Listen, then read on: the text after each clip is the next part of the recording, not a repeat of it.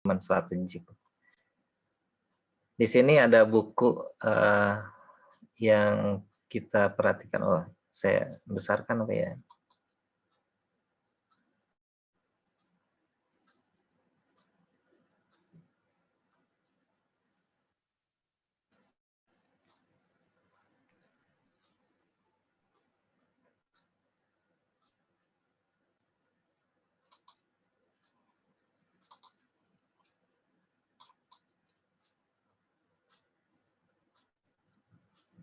Ya, di sini kita melihat bahwasanya dalam perkuliahan ke depan kita menggunakan buku yang covernya seperti ini, itu Strategic Management Concept and Cases. Mungkin ada yang terbaru, saya belum cek lagi, tapi ini adalah 15th edition. Penulisnya ini Fred R. David and Forrest R. David. Dan yang kedua adalah kalau kita perhatikan bukunya judulnya sama, Strategic Management, written by Des, Lumpkin, Elsher, ya, Eisner, ya, Eisner. Nah, di sini buku ini dianggap bisa mewakili buku-buku yang lain. Jadi silakan aja kalau teman-teman memiliki buku-buku domestik yang mungkin ada dari Unpad misalnya ya, Poppy Rufaidah, ataupun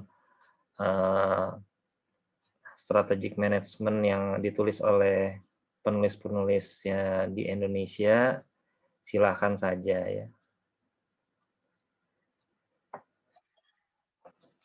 Yang kedua adalah, yang berikutnya adalah kita bisa melihat kenapa ini menjadi suatu yang esensial ya, mata kuliah ini, karena kalau kita perhatikan sekarang sudah menjadi topik luar biasa gitu, kalau kita perhatikan di mana ekonomi bersama ini tumbuh ya, jadi luar biasa sekali. Teman-teman bisa membayangkan, semua tidak harus teman-teman lakukan sendiri begitu, tapi di sini sudah menjadi sharing ekonomi ya. Saya mau jualan, misalnya jualan nih ya, jualan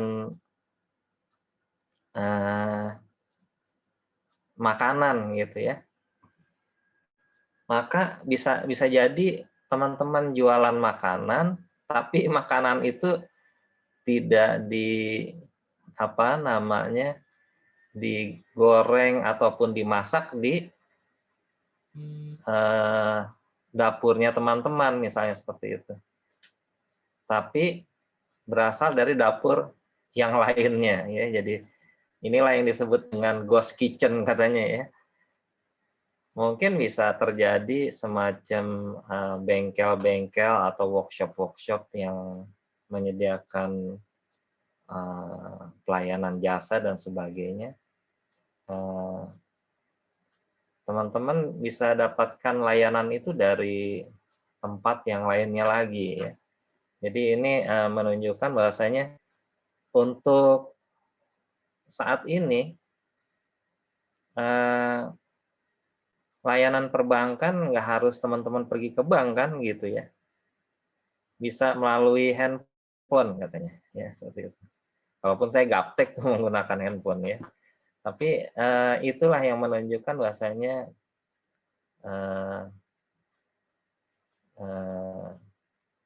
sudah terjadi sharing ekonomi. Jadi kita nggak harus punya ya. Saat ini terasa oleh teman-teman bahwasanya jadi mahasiswa nggak harus pergi ke kampus begitu ya. Ini juga salah satu bentuk apa itu namanya, sharing ekonomi juga. Nah, di kemudian hari kita nggak bisa bangga-banggakan fisik ya. Wah, gedungnya megah, mesti sekian ribu hektar misalnya, sekian hektar misalnya seperti itu. Kenyataan sekarang sudah bermunculan universitas-universitas tanpa gedung ya, tanpa tanah ya, sudah terjadi perubahan drastis. Nggak punya bank tapi menjadi pemilik bank. Dan saat ini perbankan mesti reorientasi juga. Bank, tapi sekarang yang ada bukan banknya, tapi adalah bankingnya ya. Jadi seperti itu. Jadi kita bisa melihat kondisi-kondisi sudah berubah.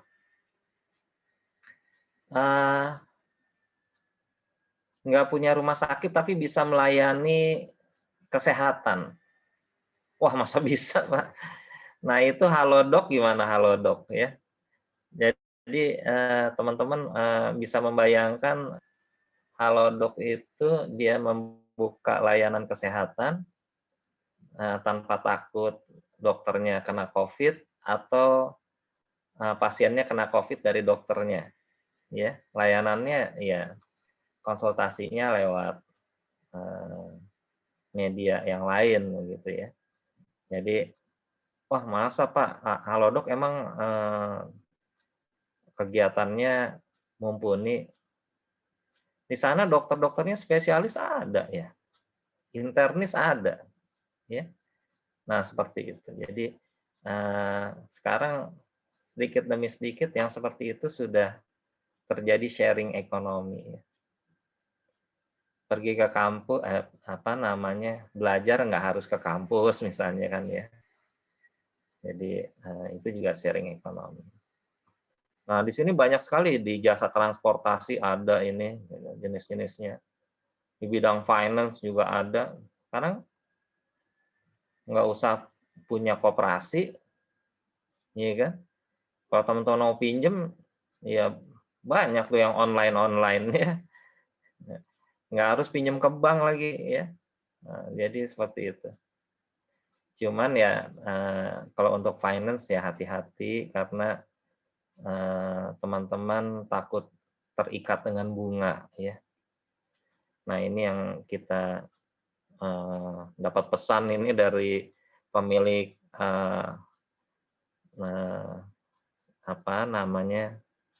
Zoom meeting ini, pejuang anti riba, saya bacanya seperti itu ya. Jadi luar biasa sekali.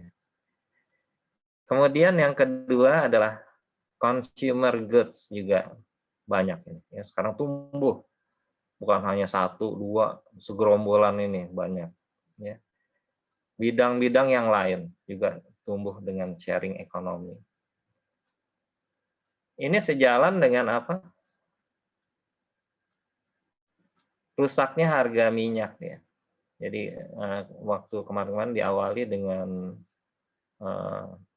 minyak nggak bisa menjadi tumpuan ya. Apalagi untuk Indonesia harga minyak anjlok, APBN keringetan ya langsung agak terpengaruh begitu ya. Kemudian bagaimana? Banyak tuh perusahaan-perusahaan yang mulai pada terpengaruh ya, minyak, PT Chevron, PT Exxon, ya, Shell, ya, Conoco, ya, dan lain-lain ya, itu sudah terpengaruh terhadap kita bisa melihat di sini sudah nggak mengharapkan lagi tumbuh dengan pendapatan dari minyak. Ya. Nah, bagaimana dengan sumber daya lainnya ya, dari perkebunan karet misalnya? Harga karet terus menurun harganya. Jadi nggak bisa lagi diharapkan ya seperti itu. Berarti mesti terjadi efisiensi melalui sharing ekonomi. You have, but we don't have. We cooperate. Nah, kan gitu ya. Jadi bisa kerjasama lah gitu ya. Nggak usah semua harus kita punya, nggak usah. Ya, dengan kerjasama ya, sesuai dengan simbol syariah, dengan kita bekerja sama, maka yang namanya scarcity will be deleted. Ya. Nah, teman-teman bisa bayangkan di sini ada yang dikatakan sebagai mendefinisikan apa sih manajemen strategi itu ya. Kalau kita perhatikan dari manajemen strategi yang bisa kita definisikan sebagai the art katanya, seni dan ilmu yang merumuskan, kan gitu ya. Kemudian menerapkan atau mengimplementasikan sekaligus mengevaluasi katanya. Keputusan-keputusan lintas fungsi yang memungkinkan ya, yang memungkinkan bagi suatu organisasi mencapai tujuan-tujuannya. Ya gitu. Kira-kira seperti itu. Jadi selama kegiatan ini mampu membantu pencapaian tujuan secara efisien, efektif, begitu. Kemudian kita bisa melihat ini adalah kegiatan daripada strategic management. Melalui apa dia? Melalui proses formulasi, melalui proses implementing, melalui proses evaluasi. Ya, jadi lintas keilmuan pastinya, ya. Lintas kemampuan. Nggak harus kita jadi pimpinan, kita jadi pembantunya, semuanya kita, ya. Jangan ya, jadi manajemen kita gitu ya, manajemen aku, semua aku, ya. Yang jadi direktur aku, yang jadi pembantu aku, yang jadi semua aku, ya. Jadi, nah itu artinya bukan manajemen ya, itu mah. Ya, jadi kalau mau dikatakan manajemen harus berbagi tugas.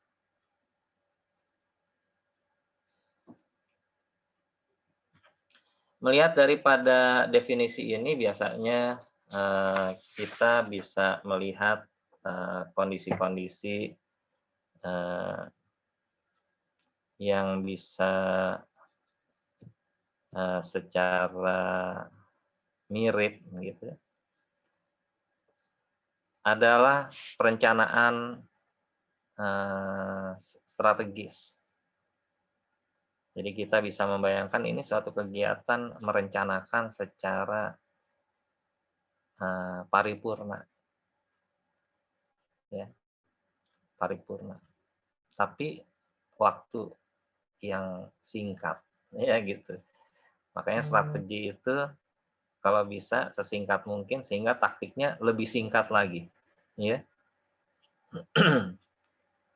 Umumnya di jangka pendek kita sebut sebagai taktik, di jangka panjang kita sebut dengan apa itu namanya strategi.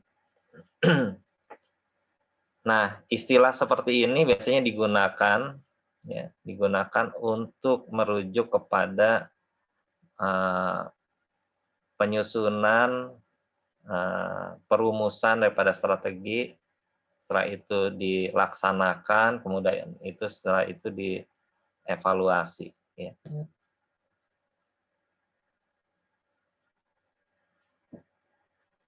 Di sini terkait dengan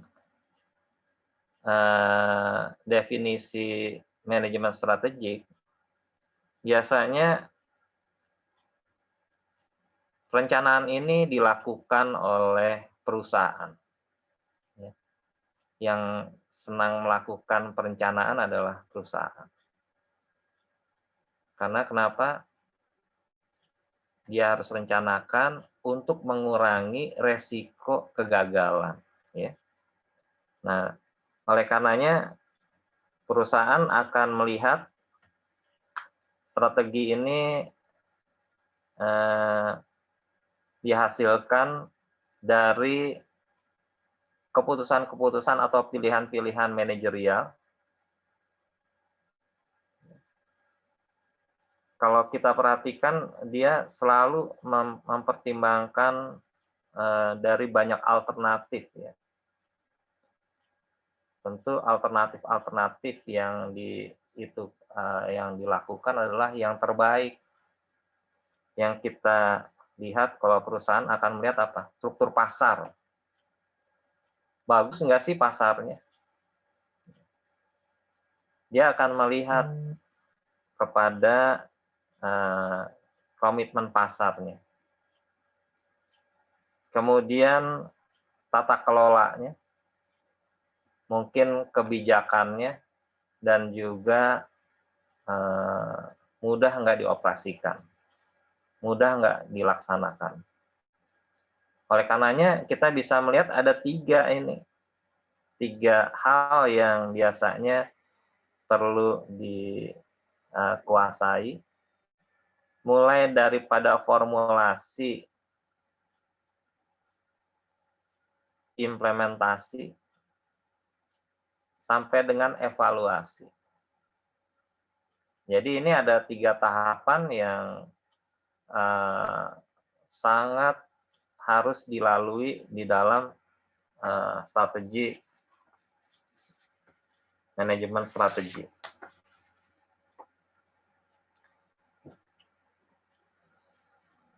Nah, kalau teman-teman perhatikan ini, tentu kita nggak bisa lagi tanpa konsep. Ya, jadi teman-teman harus berusaha menggunakan konsep-konsep yang kita miliki. Apakah kita akan mendekatinya melalui implementasi duluan? Oh, harus melalui formulasi dulu. Kita rumuskan dulu apa saja yang harus kita lakukan, baru kita laksanakan. Ya. Tapi banyak kan perusahaan yang saat ini ada, itu dia langsung laksanakan aja. Sehingga apa yang terjadi di kemudian? Kebingungan. Mau dijual kemana, mau harga berapa, mau ditransaksikan sama siapa, ya. Umumnya menggunakan what, who, gitu ya, when, why, and how misalnya, ya. Seperti itu. Nah, ini akan selalu terjadi. Makanya itu semua harus ada pada strategic formulation. Kita harus rencanakan. Kalau enggak itu kita nggak bisa. Kita bukannya nggak bisa, bisa sih, tapi kita akan menghadapi kebingungan di kemudian hari. Kebingungan identik dengan ongkosnya besar, menjadi mahal barangnya, menjadi tidak efisien, tidak mencapai tujuan. Nah, kalau ini sudah dilakukan, maka dilakukan implementasi, pelaksanaan. Ya, jadi, ya kalau udah kelihatan ada rumusannya, kita tinggal ngikutin aja kan. Ya. Oh, ada nih di sini di daftar. Setelah ini semua dilakukan, formulation and implementation, we will come up to evaluation. How to evaluate. Bagaimana kita memantaunya. Ya. Makanya disebut dengan monitoring. Bagaimana dia kita evaluasi.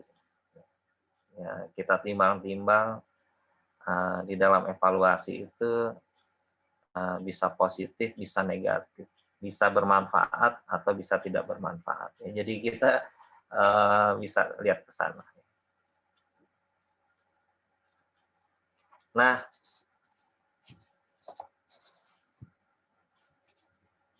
Dari strategic formulation biasanya apa? Kita melihat kepada visi maupun misi, karena ini suatu bisnis. Apa yang kita akan lihat ke masa depan, ya kira-kira nanti akan bagaimana gambarannya bisnis kita, dan siapa aja yang akan menggiring. Kalau siapa aja yang menggiring berarti mission. Ya. Siapa yang akan melakukan, siapa yang akan nembus pasar itu, siapa berbuat apa. Bisa direkturnya, bisa manajernya, bisa staffnya, dan sebagainya. Tapi siapa? Nah, itu harus ditulis ininya, organisasinya. Maka vision itu milik daripada jajaran tingkat atas, ya, dirutnya, atau kalau di negara presidennya, atau kalau di mobil itu yang mengendalikan mobilnya. Ya. Nah ini mission ini yang bisa membantu terlaksananya vision itu. Ya.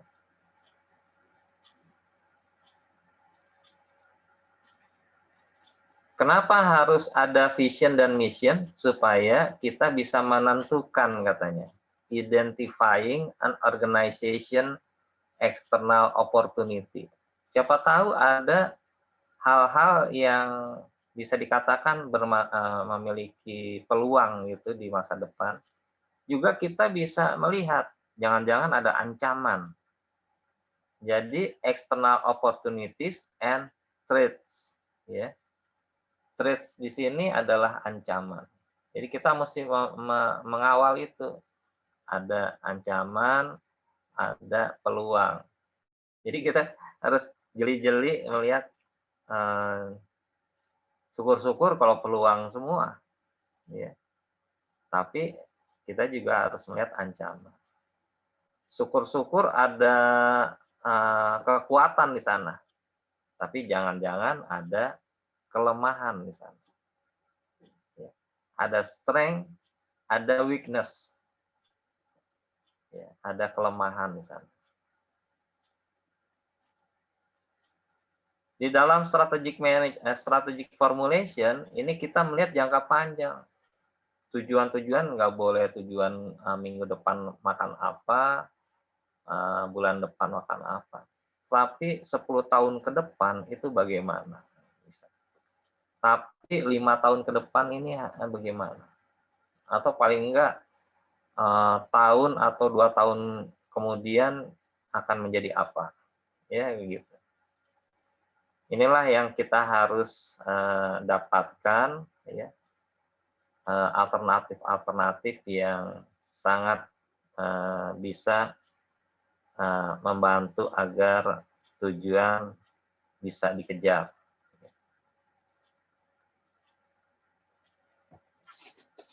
Nah, kita juga melihat ada strategi formulation. Kalau kita breakdown, diantaranya yang pertama adalah kita harus menentukan, memutuskan kira-kira bisnis apa yang kita bisa masuki. Cocoknya kalau semuanya ahli ngitung, mungkin bisnis di bidang akuntansi gitu ya. Cocoknya kalau semuanya produser, ini produser apa nih? Produser kebun, ya. Mungkin sektor bisnis, mungkin agribisnis. Kita bisa kembangkan, oh yang itu pemilik lahan, yang di sana ahli pemasaran hasil-hasil pertanian, ya. Yang itu di sana ahli menanam atau cultivating itu ya, bercocok tanam. Kita padukan sehingga bisnisnya bisa satu tujuan. Tujuannya apa? bisa bergerak di bisnis agribisnis. Ya. Maka di sini kita bisa melakukan suatu kegiatan, oh kalau bisnis yang baru ini sangat bagus sekali, kalau gitu bisnis yang kemarin ya eh, kita stop deh, gitu. Ya, bisnis yang kemarin kita tinggalkan aja, kan begitu. Kemudian di sini dari bisnis yang kita akan lakukan, tentu kita harus memulai untuk mengalokasikan sumber daya. How to allocate resources. Oh, kalau gitu kita udah mulai nih. Dananya mungkin kita ambil kredit kali ya. Nanti kalau pupuknya dari kota seberang, kalau semuanya, kalau ada pupuk, kalau ada apa namanya, kalau ada pestisidanya dari provinsi lain aja. Jadi kita sudah berusaha mengalokasikan sumber daya yang kita miliki. Ya. Nah, yang berikutnya, apakah kita mau whether to expand, kita mau memperluas daripada operasi kita, atau kita mau menganeka-ragamkan bisnis kita, itu masalah nanti ya. Yang pertama ini 1, 2, 3 kita lakukan dulu. Setelah itu baru melakukan penganeka-ragaman daripada bisnis, atau mungkin memperluas kegiatan bisnisnya, itu masalah yang kemudian. Termasuk apakah nanti akan masuk kepada pasar internasional atau melakukan kerjasama. Jadi kita ambil dari suatu yang kecil. Kita mulai dari yang kecil. Ya. Kalau kata Agim, mulainya dari sekarang ya. Misalnya seperti itu ya. Jadi bagus itu ya, ada ceramahnya Agim tuh, mulai mulai dari yang kecil, mulai dari yang kita bisa, ya kan. Mulai dari saat ini katanya Agim. Bagus itu ya, bisa lah, masuk akal ya. Kemudian kita bisa melihat di sini yang berikutnya, setelah kita formulate our strategy, and now we try to implement the strategy. Ya, pastilah. Namanya perusahaan itu perlu menetapkan tujuan-tujuan. Ya, mungkin tujuan-tujuannya bisa dilakukan annually, tahunan. Jadi biasanya kalau perusahaan sekarang ini as December 31st, kan gitu ya. The 31st of December kita melakukan pelaporan, biasanya laporan keuangan kan. Kemudian kita laporkan lagi as 31st of December for the next year, misalnya seperti itu. Terkait apa? Terkait penyusunan kebijakan, ya, bagaimana nih kepada pegawai agar pegawai ini termotivasi. Oh, lemburnya kayak apanya gitu ya. Nah, itu direncanakan di setiap tahun itu. Dan yang berikutnya, allocate the resources, mengalokasikan sumber daya.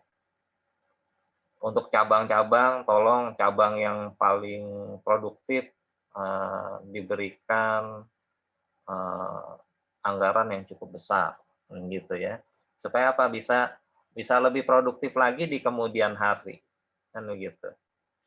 Kalau sekarang ini bisa menghasilkan 100 juta, mungkin anggaran yang besar untuk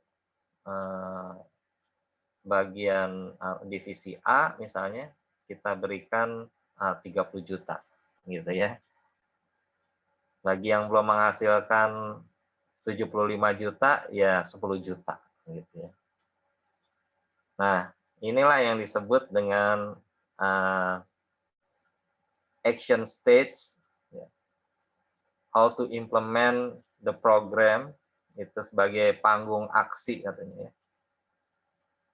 Kalau di syariah ada nih aksi kita katanya ya, aksi kita apa ya, singkatan apa tuh ya, saya lupa tuh. Akta, Pak. Akta, Pak. Akta, Pak. Ya, akta, aksi kita ya. Ya, luar biasa. Syariah nih dari dulu kegiatannya paling luar biasa. Nah, jadi mudah-mudahan bisa terus ya. Dan kemarin ada rapat apa itu? Rapat TOIK ya. Rupanya teman-teman di MKPS kategorinya cukup bagus ya. Nilai bahasa Inggrisnya ya. Ya, terus di apa namanya, harus terus diupayakan karena ini merupakan the next challenge for our program ya, for our study program. Jadi MKPS ini harus leading di sana. Teman-teman lihat kan Pak Presiden apa namanya, sangat mendorong sekali tumbuhnya perekonomian syariah ya. Jadi ini kita mudah-mudahan bisa kita kawal terus supaya program studi kita bisa link and match ke sana. Ya. Nah, ada beberapa opportunities dan ancaman ya. Pada saat ini kita melihat bahasanya kita mengembangkan digital ekonomi, tapi apa yang terjadi di sana, ada masalah hacker ya. Kalau teman-teman jangan, kalau saya dengan usia yang di atas 56, di atas 60, ini akan kebingungan ya dengan adanya hacker. Ya, kalau saya suka main Facebook, saya berdoa aja mudah-mudahan Facebook saya nggak kena hacker ya. Kenalan boleh tapi jangan nyerang saya lah gitu ya. Ibarat kata masalah hacker komputer ini saat ini semakin meningkat. Di sini nomor 1. Yang kedua, kita melihat terjadi kompetisi harga yang luar biasa, price competition. Yang teman-teman perhatikan adalah sebagian yang bersaing sama kita adalah the most firm, perusahaan-perusahaan besar. Kita baru newcomer, sementara yang menjadi kompetisi kita perusahaan besar. Langkah kita masih langkah kecil, ya. Tapi mereka sudah langkah besar. Yang lalu-lalu, kenapa sih ekonomi syariah bergerak sangat terbatas sekali. Maksimum sekitar less than 5%. Less than 5%. Jadi teman-teman bisa bayangkan, sementara yang giant firm, dia melakukan lompatan-lompatan yang lebih besar.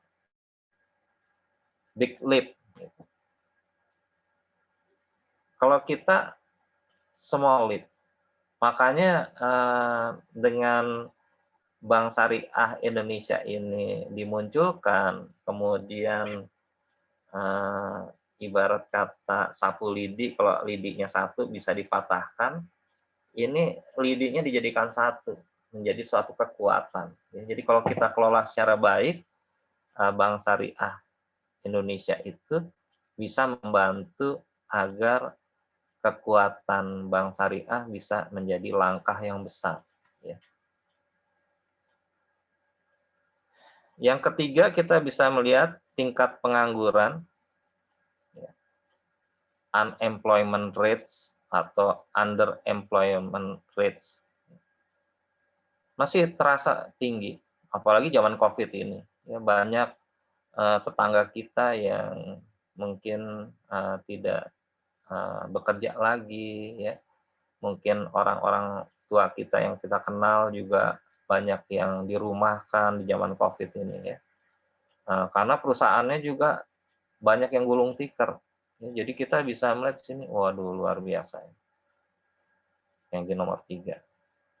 Ini merupakan ancaman, ya. Tapi ancaman sekaligus peluang, ya. Maka terjadi bisnis-bisnis yang orientasinya dari rumah, ya. Bagi teman-teman yang masih bekerja dari rumah, sementara teman-teman juga bisa mengaktifkan bisnis swakelola gitu, bisnis sendiri. Jadi ada 2 income, main income and side job. Ya, side job-nya lebih gede daripada income utamanya, bisa jadi bertukar begitu, ya.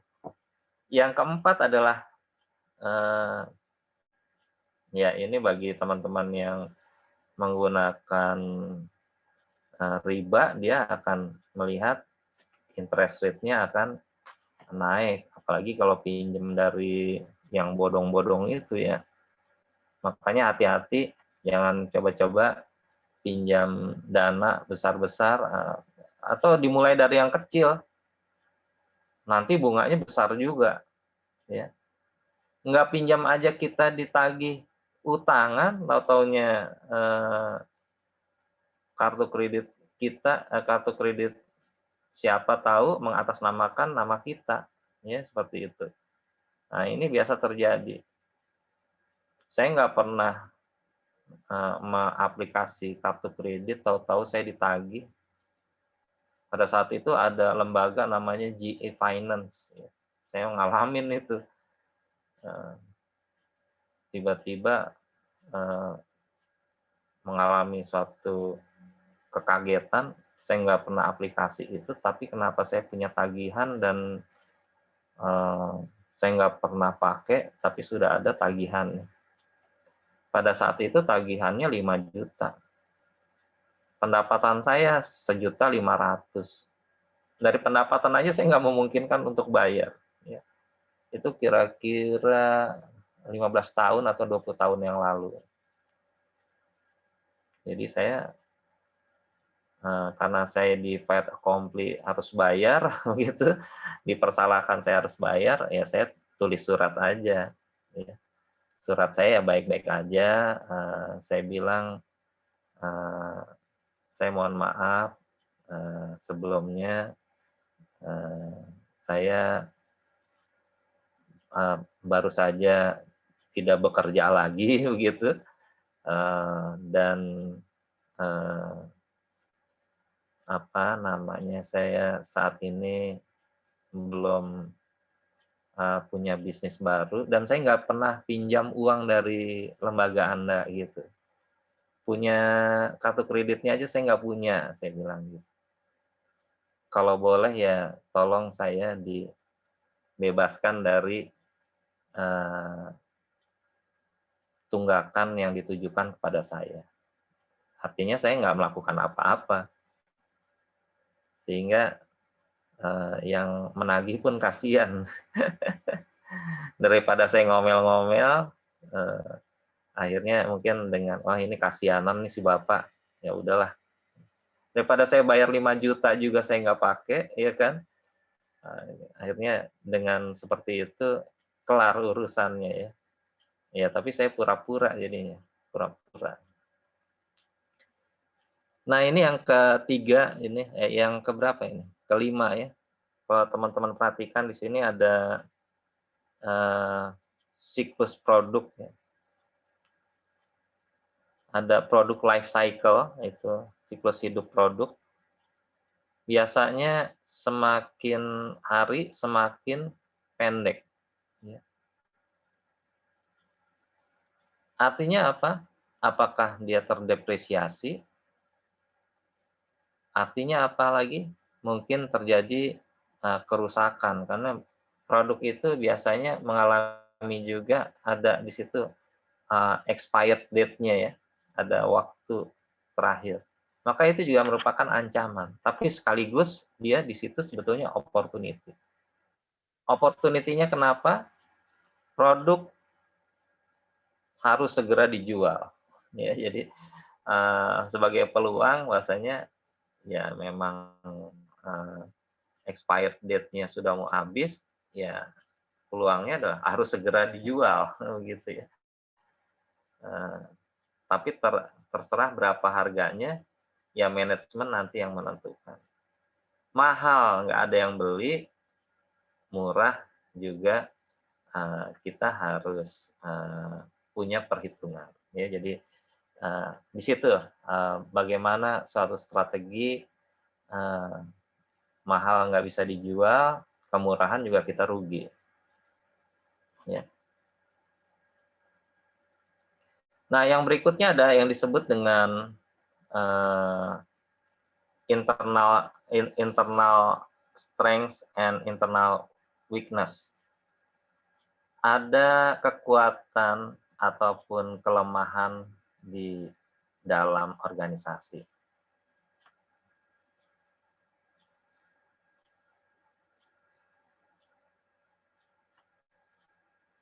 Biasanya kita bisa melihat di sini ada kegiatan-kegiatan yang bisa dikontrol, ya, kegiatan-kegiatan yang bisa dikontrol di dalam organisasi, baik secara ketat ataupun tidak ketat. Ya. Tapi ini harus ada, ini bisa menjadi kekuatan ataupun kelemahan. Wah, kalau ketat bagus, wah belum tentu. Loh kok belum tentu, Pak? Gitu ya. Kalau terlalu ketat juga nggak bisa. Ya. Coba dikontrol, dikontrolnya setiap 5 detik. Terganggu nggak orang dikontrol setiap 5 detik? Terganggu ya. Makanya dikontrol suatu proses tadi ya. Ada kegiatan-kegiatan yang dilalui, perencanaan, implementasi, kemudian terjadi evaluasi and monitoring. Dipantau di sana kan secara baik. Kira-kira berapa lamanya nanti ya harus dilihat dari bisnis cycle-nya itu ya. Jadi nggak boleh setiap 5 detik dikontrol. Ya udah Pak, 5 menit ya. 5 menit juga mesti kategorinya jadi buang waktu, ya kan? Masa setiap 5 menit dikontrol. Ya, jadi umumnya sih yang sudah kontrol itu adalah melekat biasanya. Ya. Bisa saja tanpa diketahui. Makanya disebut dengan internal control. Ya. Kalau zaman dulu disebutnya waskat, pengawasan melekat. Ya, Allah sudah kasih gambaran bagaimana terjadi pengawasan melekat ini. Pengawasan malaikat. Ya. Jadi teman-teman terkontrol tapi nggak merasa dikontrol. Ya. Kalau teman-teman berniat aja, kalau baik maka malaikat di sebelah kanan akan mencatat. Kalau Anda melakukan berniat yang kurang baik, malaikat yang sebelah kiri belum mencatat sampai dilakukan sesuatu baru dicatat. Ya. Kalau yang kanan memberikan 10 poin, kalau yang di sebelah kiri memberikan 1 poin. Ya. Pengurangan 1 poin. Tapi itu juga sudah menunda pencatatan kalau baru niat. Kalau di sebelah kanan baru niat langsung 10, misalnya seperti itu. Jadi, apa itu, punishment and reward-nya berbeda ya. Segitu banyaknya reward-nya, tapi orang masih memiliki kemungkinan minusnya lebih banyak. Ya, karena nggak lagi berniat langsung dilaksanakan aja ya. Jadi langsung dicatat sama malaikat ya. Biasanya internal strength and weaknesses itu dilakukan terhadap pesaingnya. Ya. Berarti ya seperti itu yang biasa dilakukan, dan kita melihat ada beberapa hal yang kita bisa miliki gambaran daripada manajemen strategi. Ada beberapa kunci. Karena tadi kita sudah membahas, diantaranya objektifnya adalah bisa memberikan suatu hasil yang spesifik di sini. Suatu organisasi mengejar nilai-nilai dasarnya. Biasanya dilakukan jangka panjang dan lebih daripada 1 tahun. Ya, pelita lah, pembangunan 5 tahun. Kemudian biasanya dilakukan challenge atau ada melalui tantangan gitu. Kemudian harus juga terukur ya, jadi nggak boleh tanpa pertimbangan, mesti terukur. Kemudian juga harus konsisten gitu, dan masuk akal, sekaligus jelas. Sedangkan strategi itu sendiri kita bisa membayangkan bisa menjadi suatu sarana di mana kita punya tujuan jangka panjang yang ingin dicapai. Di sini juga kita akan mempertimbangkan bagaimana kita bisa mencakup perluasan sekaligus penganekaragaman bisnis, usaha, kemudian termasuk akuisisi atau pengembangan produk, kemudian dilakukan penetrasi pasar, ada penghematan di sana, ada pengaturan investasi, atau diperlukan likuidasi sekaligus joint venture atau usaha patungan di sana ya. Nah, itulah kira-kira yang kita bisa dapatkan gambaran. Sedangkan untuk tujuan-tujuan tahunan,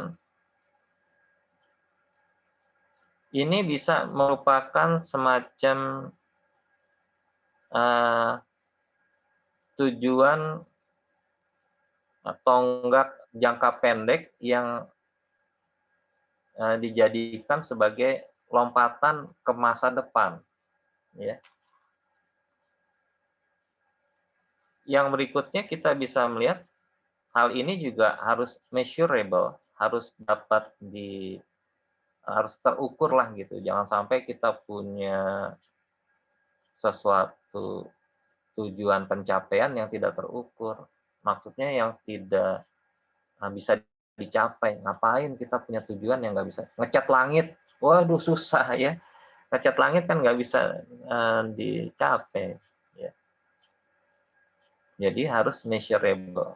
Semuanya terukur. Tahun ini 30 juta, tahun depan 45 juta, tahun berikutnya 60 juta, misalnya gitu. Jadi ada ukurannya yang bisa kita capai. Ya. Haruslah kuantitatif, bisa dihitung gitu, dikuantitatifkan. Kemudian bisa menjadi tantangan gitu. Kalau menantang penglihatan, jauh-jauhan melihat, boleh-boleh aja. Tapi menantang mata, melihat matahari, jangan. Ya. Artinya berbahaya. Dan harus realistik, konsisten, dan harus ada prioritas. Yang mana yang harus dilakukan duluan. Nah, berdasarkan ini perlu ditetapkan kemampuan daripada perusahaan, kemampuan daripada divisi, kemampuan daripada level-level organisasi, fungsi-fungsi yang ada di dalam organisasi. Kalau organisasi itu besar. Jadi bisa nggak ya bagian marketing melakukan ini? Jadi kita harus mempertimbangkan itu, ya, jangan sampai wah harus bisa, wah gitu gimana ya? Susah ya. Atau yang bukan prioritasnya kita kasih, kamu kan bagian marketing ya, kamu harus tahu bagaimana misalnya apa me membuat kolam renang misalnya gitu. Karena kan bisnis kita bisnis kolam renang, tuh. Sedangkan ekspertisnya dia di bidang marketing, mesti bikin rumah besar, rumah mewah, ya. Jadi harus sesuai dengan fungsi daripada dirinya gitu ya. Jadi harus sesuai pada saat kita melakukan pencapaian tujuan tersebut. Ya mungkin itu adalah materi untuk hari ini.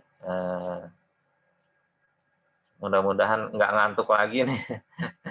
Iya, mohon maaf ya teman-teman ya. Emang ini harus dilakukan kegiatan online ya. Jadi kuliah online ini harus dilakukan. Teman-teman nggak bisa melihat ekspresi saya, nggak. Kalau di kelas kan kita bisa saling lihat ya. Teman-teman punya ekspresi, saya juga punya ekspresi dan sebagainya. Itu yang kita nggak dapat di kuliah online. Tapi apa boleh buat, kondisi sekarang, kondisi COVID, teman-teman diminta untuk selalu berjaga-jaga, bisa jaga jarak, ya, kemudian harus pakai masker dulu, kemudian jaga jarak, kemudian cuci tangan, ya. Jadi usahakan itu selalu ya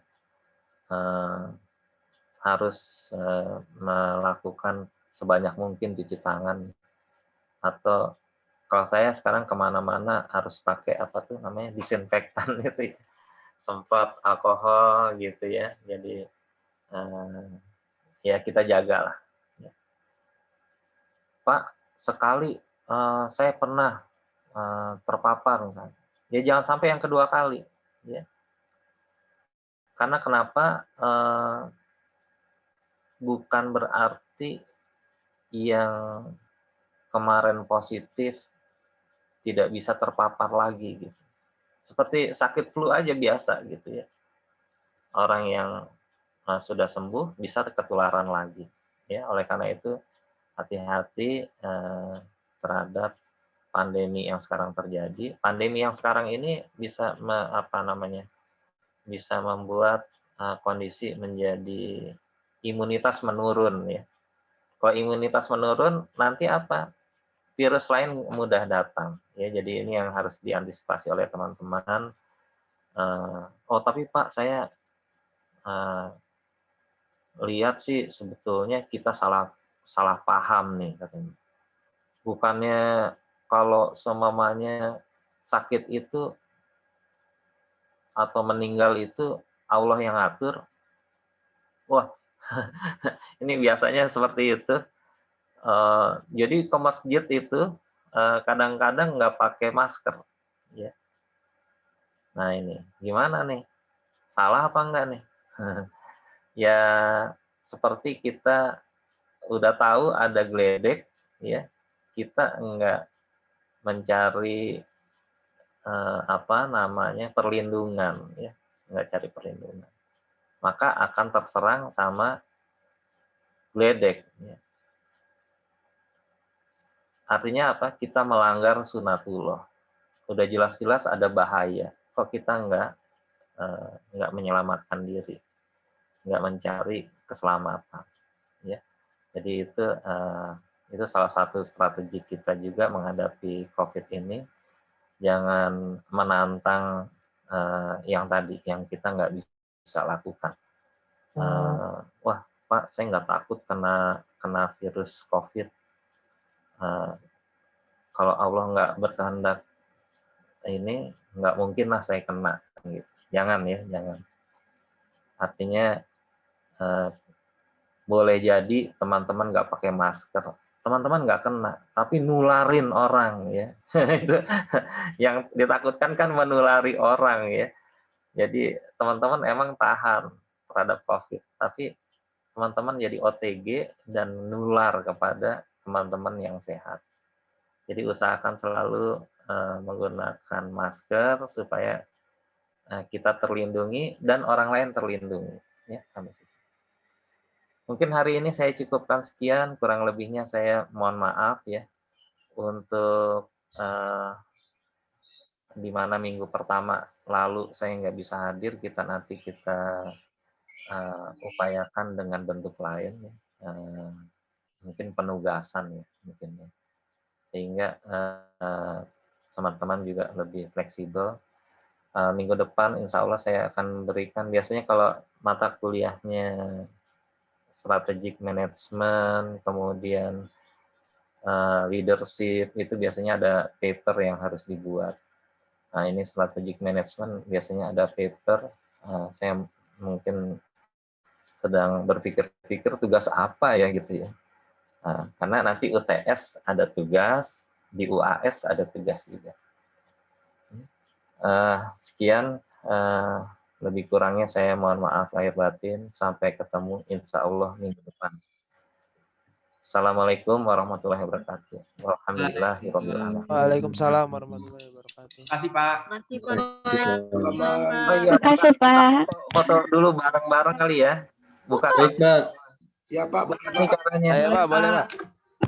Aduh, saya nggak ngerti ngekliknya nih. Gimana nih?